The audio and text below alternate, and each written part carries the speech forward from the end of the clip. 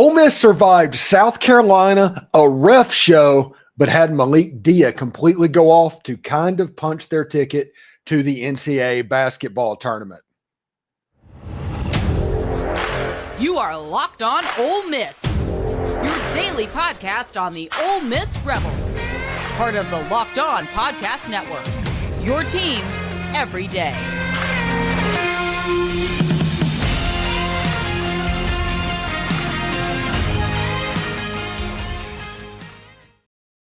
Ole Miss used hot shooting in the first half, the hottest shooting of the year for Ole Miss in any half, to build a 13-point lead. South Carolina used a ref show and some gritty defense and some poor shooting by the Ole Miss Rebels to chip away at that and eventually took the lead with about 5 minutes to go in the game.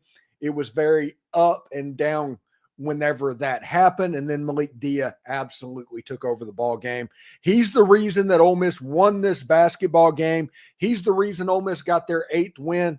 That and Dre Davis making an unbelievably clutch shot. Hello, I'm Stephen Willis from the Locked On Ole Miss podcast, and we are overreacting to Ole Miss's 72-68 win over the South Carolina Gamecocks in Columbia. It was an absolute ref show in this game in the second half, to the point where every Ole Miss big man had 4 fouls, and credit to Ole Miss for not fouling at the end. Malik Dia had 4 fouls. Dre Davis had 4 fouls. I think Michael Brown-Jones had 4 fouls. Jamin Brakefield had 3. Every possession down the court was an opportunity for us to see the striped shirts blow their whistle and call a foul, and all different types of fouls. It was fantastic. You got to see a little excessive contact. You got to see some traveling. You got to see a little interference. You got to see some obstruction. You got to see all of this stuff, which is what everybody paid for in their tickets, was to go watch referees call fouls. And I appreciate that oh, wait, my bad. That's not at all what they went to see. They went to see a basketball game, and the only way that South Carolina had a chance in that game with the way it was going was for a herky-jerky foul-type game. Every time South Carolina went to the basket, a whistle blew. Now, the credit to, I guess, Ole Miss, South Carolina doesn't know how to win a game. They don't. They do not know how to win a game. In the last 2 minutes of that game, there was a turnover and a bad shot. That's what South Carolina did. So if you wonder why South Carolina has a 2-possession loss to Auburn, Alabama, Texas A&M, Mississippi State, almost beating Florida, if you wonder why that keeps happening, it's because they don't know how to win a basketball game. They don't make winning plays. They don't know how to close it out. They're going to win one of these games, but it's going to be because the other team loses the game, not because they win it. They have a good scheme. I like their coach. I like the way they play. I like everything about them. They get so tight, though, whenever the clock starts winding down. And it's happening way too often for that not to be a regular occurrence.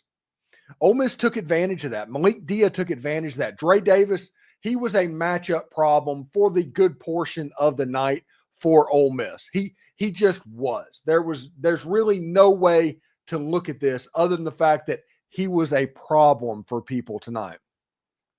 Dre Davis hit a 2-point shot to go up 3 points with, I think, 17 seconds left or something like that. South Carolina did not get a shot up that was really effective.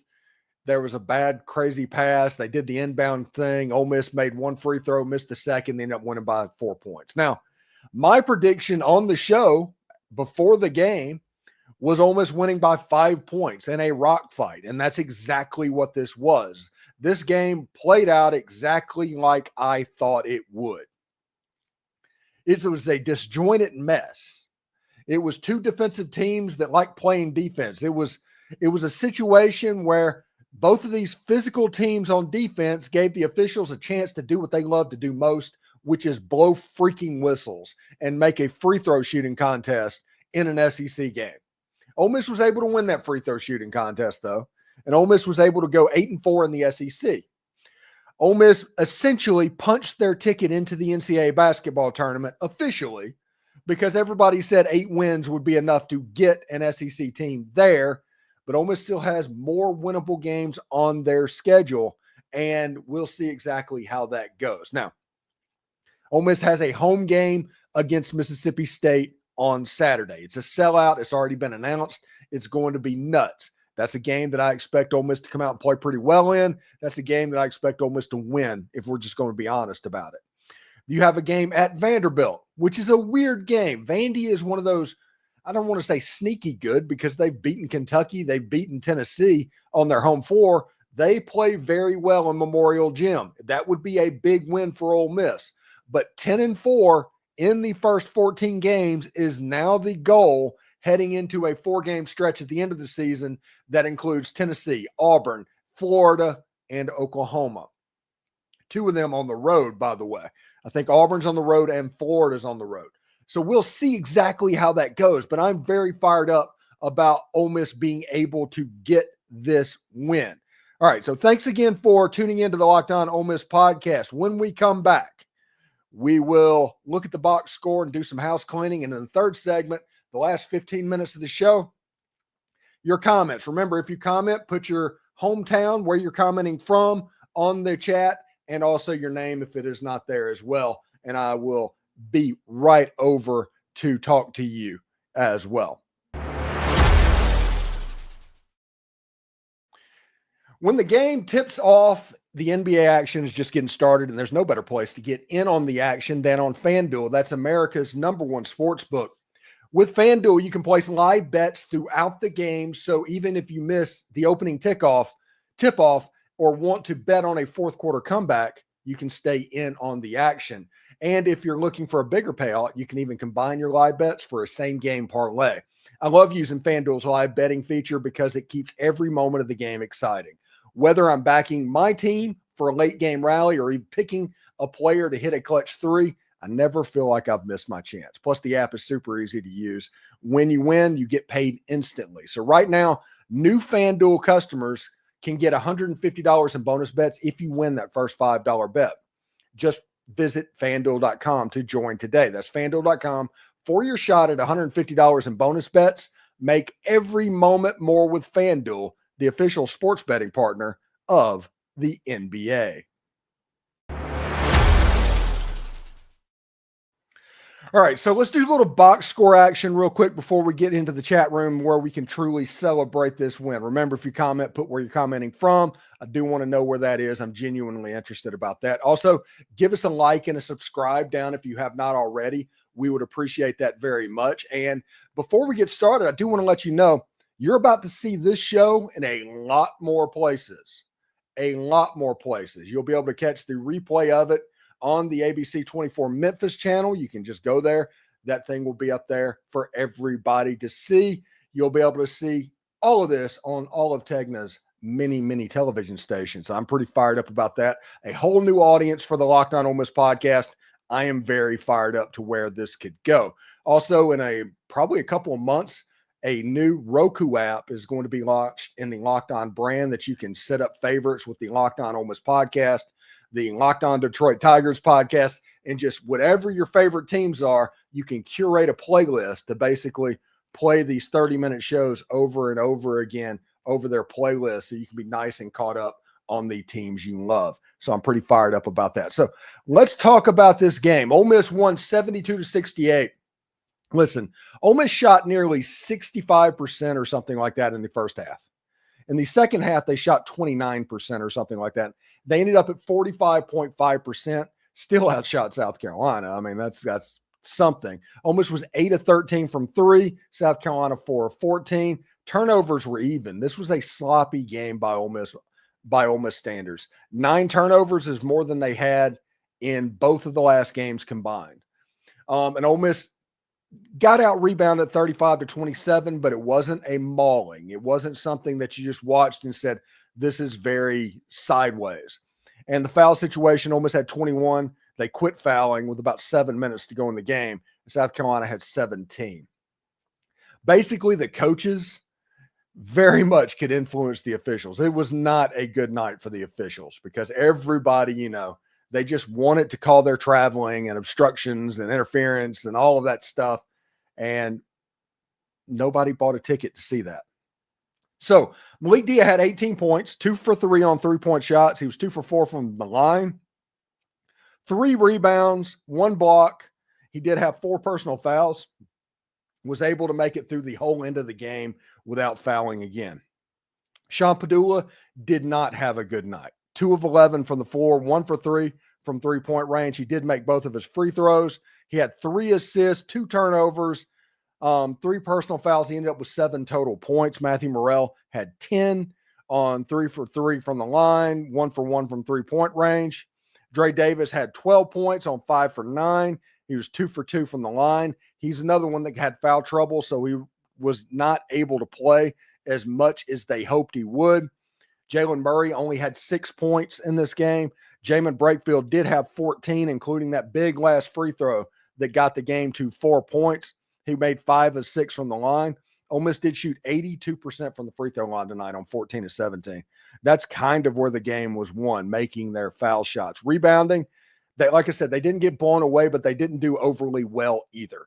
It's one of those weird things. Michael Brown-Jones, you want to talk about a stat line, 0 points, 0 for 2 field goals. He did have 4 rebounds, 1 assist, 1 steal, and 2 blocks. But he was a menace for people to block out on the field. It felt like he was on the floor for 27 minutes in the game. He did not play that much, but he was completely in South Carolina's hands. And it was the point where I was thinking, if Ole Miss just faked an injury right now, there would be a wormhole open up in the space-time continuum, and it would have been absolutely hilarious. But South Carolina, Brown-Jones was completely in South Carolina's head as well. Again, it was a big type situation. It was fun. It was real. And I just enjoyed what happened. Anyway, when we come back, we'll go to your comments. Remember, if you comment, be sure to put where you're commenting from and your name so we can have that conversation in the chat. This is the Locked On Ole Miss podcast, celebrating Ole Miss's 72-68 win over South Carolina and punching their ticket to the NCAA tournament. Stick around.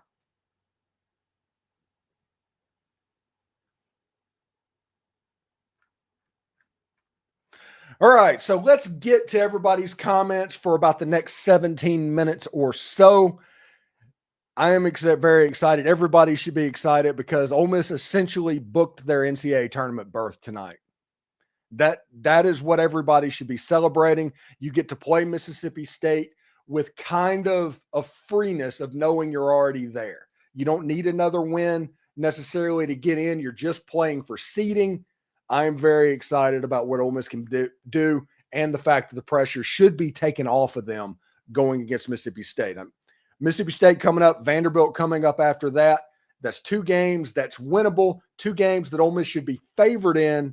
So we'll see exactly how it goes. All right.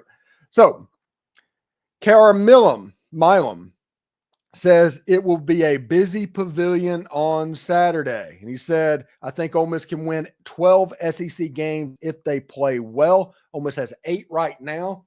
That would be, if we go by that would be a win over Mississippi State, a win over Vanderbilt, a win over Oklahoma, and then I'm assuming a win over Texas or against Tennessee.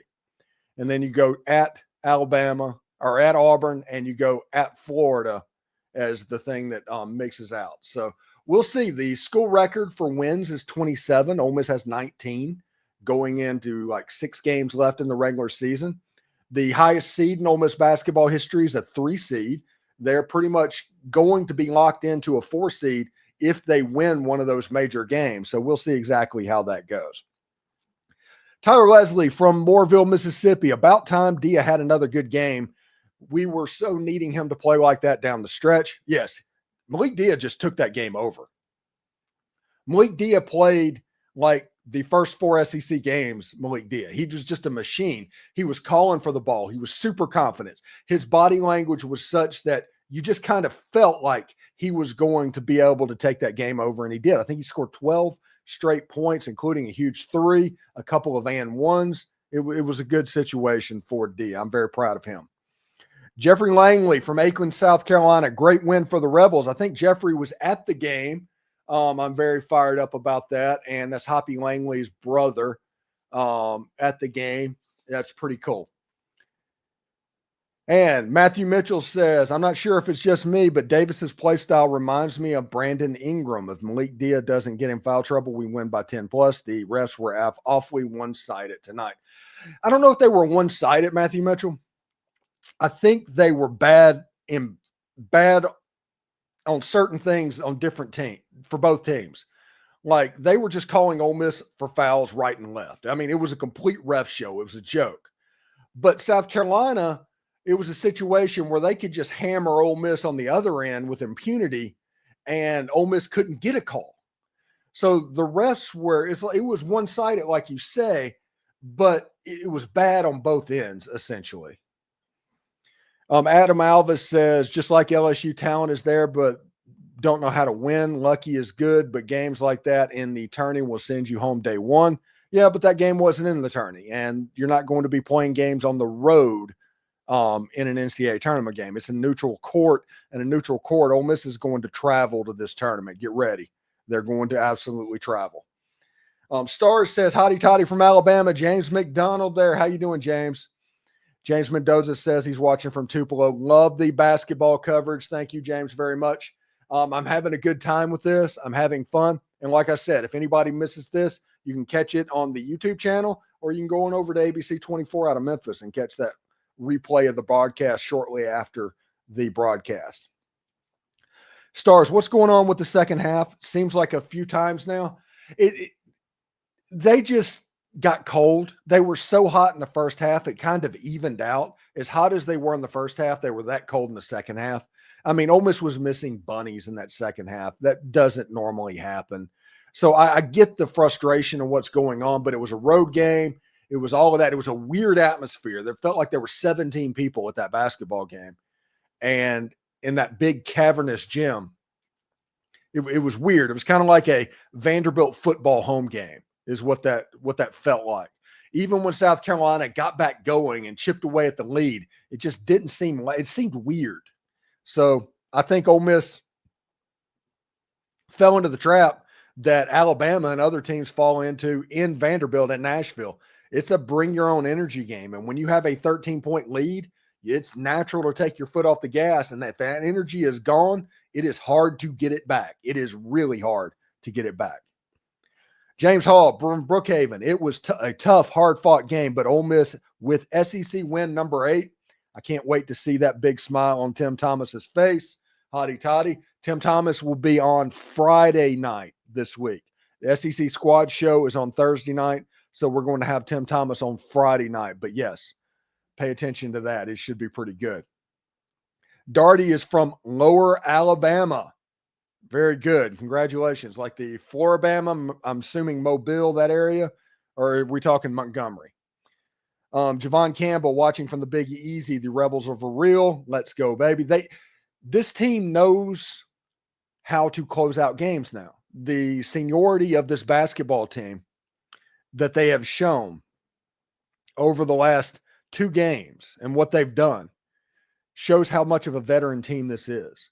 Shows how many leaders that they have. Even if somebody is having an off night, somebody is there to step up for what is going on with them. That is kind of impressive to me. That tonight, Sean Padula wasn't there. Dre Davis was in foul trouble. And there was a stretch for 5 minutes of the game that Ole Miss, I don't think, scored. Just one of those scoring droughts happened.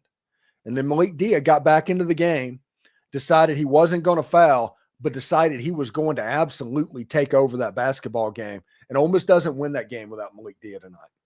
They don't. But Ole Miss had Malik Dia and won the game. And now they're 8-4 in the SEC and 19-6 overall. That's big time. That's pretty heady area. And like I said, the school record for wins for Ole Miss, 27. So Ole Miss needs 8 wins between 6 regular season games, the SEC tournament, and the NCAA tournament to get to 27. The highest seed in NCAA history for Ole Miss is a 3 seed. Ole Miss has a good shot at that too. The 3 seed was the Sweet 16 team was a 3 seed. The 27 wins was also that Sweet 16 team and the Andy Kennedy, Marshall Henderson team that won in the first round against Wisconsin and then got beat against LaSalle. So it was interesting. Ben Bynum, Dia is like the Tin Man at the end of The Wizard of Oz. He found heart. South Haven, Mississippi. That's pretty funny. Darty, it was in from Vegas refs. They need to be fired. Announcers should be unemployed as well. Those were South Carolina announcers, in case anybody doesn't know. They were South Carolina, very much pro-South Carolina homers calling that game. It was kind of like when Ole Miss has a game in the Pavilion and Richard Cross is calling the game. It was a similar type situation to that. Now, I don't understand how they got both the color commentator and the play-by-play man as their guy, but they did exactly that as well. Matthew Mitchell, what I hated was the refs were different in the first half than they were in the second half. The first half, they let them play. The second is where they were quick to blow the whistle. And the reason they were quick to blow the whistle is they were so impressionable. They went over to the South Carolina coach. It was that one play that Michael Brown-Jones tried to tie up the young guard for South Carolina, and it looked like he was in a little bit of a chokehold, but he wasn't. It just looked that way. And it looked like there was going to be a fight or something, and it was just weird. It didn't look like Michael Brown-Jones wanted to do anything, but there was the impression that it could have happened, and the coach of South Carolina was like, well, this is going on. They're mugging. It's like they're doing this down here. You got to let it go down here, or you got to call it at both ends, and next thing you know, it became one-sided South Carolina way, and they were able to chip away at the lead. It was very bad. Darty says they were hosing us in the first half too. You're blind, Matthew. From the opening tip, all our tip, Biggs had 2 fouls. Yeah, it was absolutely nuts. It was absolutely nuts. Matthew Mitchell, I tuned in at about 12 minutes in that game. Davis and Dia were already on the bench with fouls at that point. And Davis was the biggest mismatch on the floor. Who was that? What's his name? Colin Murray Boyles for South Carolina, the NBA lottery pick, the NBA draft pick that South Carolina had. Good player, ended up with 20 points in the game. He wasn't the biggest mismatch on the floor. It was Dre Davis. There was nobody that South Carolina had that could handle Dre Davis. The problem is the referees took care of Dre Davis by getting him to foul trouble it's crazy.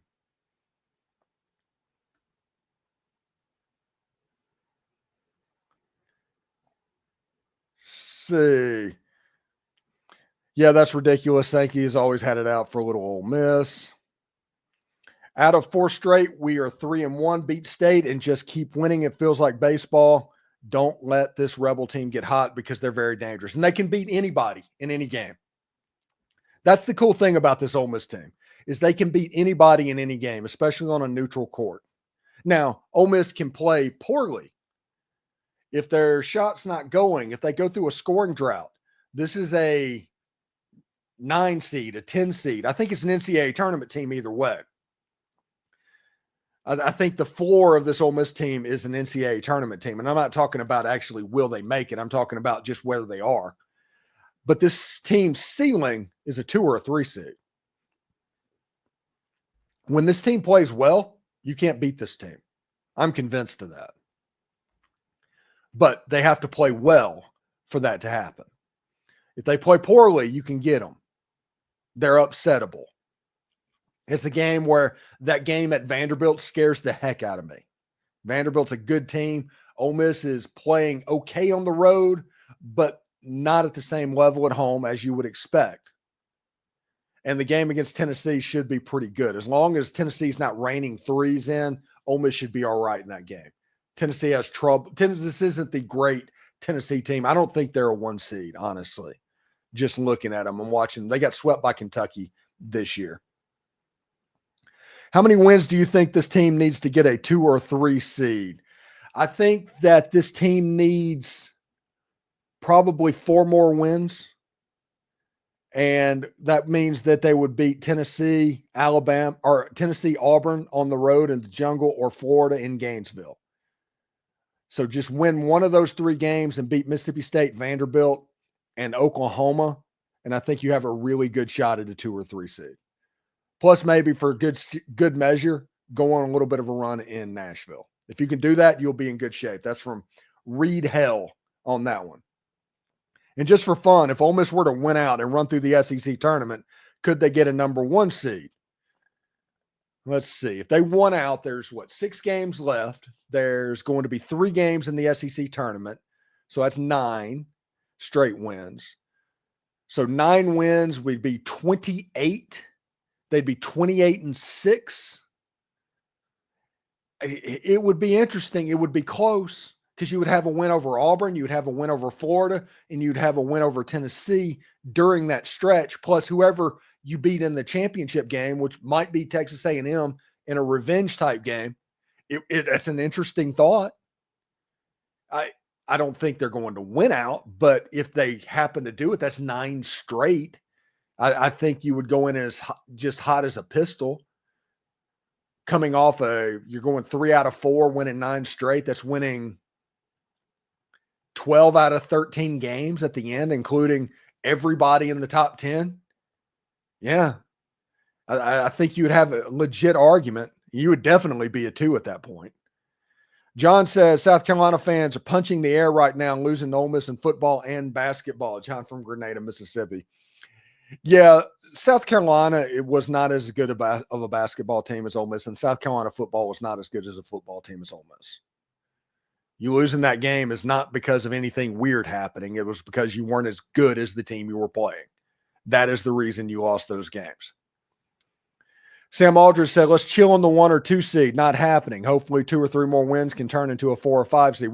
Ole Miss is a borderline 4 seed now. It's not let's chill on that. He asked if Ole Miss won 9 straight games, would Ole Miss have an argument? And he does. We're not saying they should do it. We're saying it's on the table. Right now, if Ole Miss wins 2 or 3 more games, that'd be the status quo and end up exactly where they are right now. That's not the ceiling of this team. Probably not the floor of this team either. I think the floor is probably a 7 seed right now. Either way, Ole Miss is probably going to be wearing a white jersey in the first game in the NCAA tournament. Jared Parker says, Malik Dia, that's all I have to say. Great game by Dia. Unbelievable game. Tim Skelton says, hotty toddy. Jesse Tim says, I haven't been excited to watch Ole Miss basketball since Marshall Henderson. Hotty toddy out of Defuniac Springs, Florida. Nice. Okay. John Rothstein of CBS says there's not many teams that the Rebels can't beat on a neutral floor. That is absolutely factual. Now, if Ole Miss plays poorly, there's not many teams left on the schedule that Ole Miss can play that they have a guaranteed win at home either. Ole Miss should. Ole Miss kind of squeezes the vice out of other people, but John Rothstein is absolutely correct. Kara Millam says, I hope that the weather will not be bad like it's saying in Mississippi on Saturday. Parker Hazel says, hotty toddy from Tupelo, Mississippi. Louisiana, Lower Alabama is south of I-10. Okay, that's good, Adam. That makes sense. So we'll see how that goes. Tim Skelton says, wet and soak in McLaughlin, Mississippi.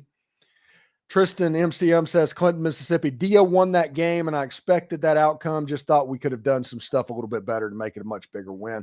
I predicted this game was going to be a 5-point game, even though Carolina was winless. This is kind of what I expected, if we're going to be honest.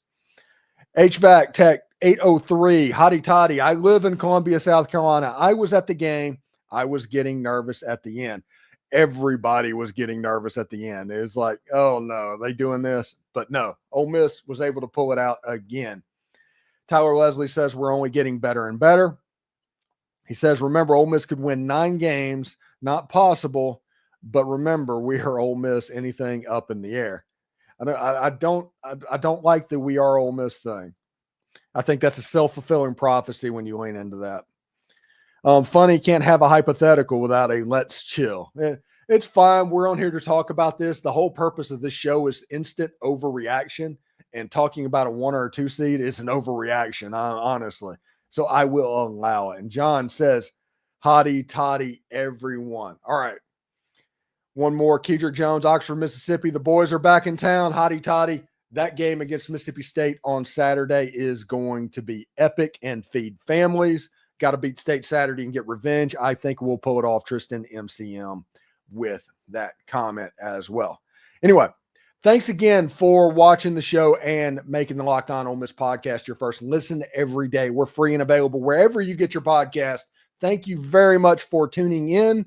We will have Tim Thomas on Friday. And again, you can catch this show playing on Tegna stations all around this great country.